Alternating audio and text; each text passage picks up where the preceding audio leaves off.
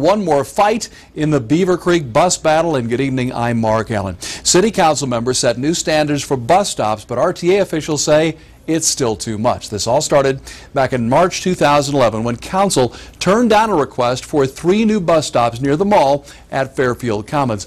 Outraged riders filed complaints of discrimination. So a few months later, the city put a moratorium on all new bus stops while it designed new criteria for any future stops. But now some say that has simply become the latest roadblock. Alexa Ashwell live with our top story at 11. Alexa?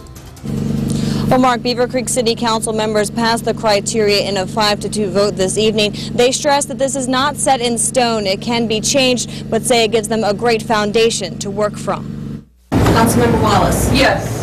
Vice Mayor Petrak? Yes. Councilmember Hadley? Yes. Mayor Giambro? No.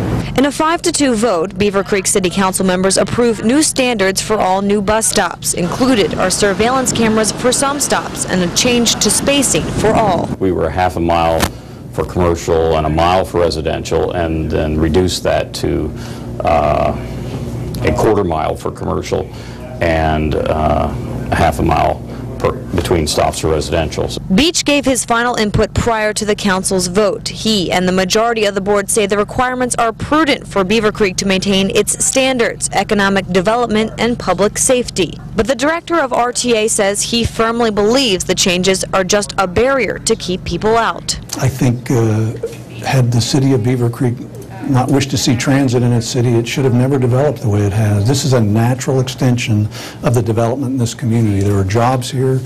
People want to get to those jobs. That's all we want to do is provide that access.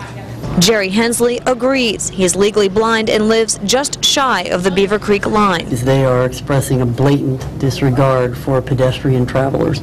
This is one of the most unwalkable cities that I have ever been in. You can't even get on a sidewalk to come to City Hall or the police headquarters.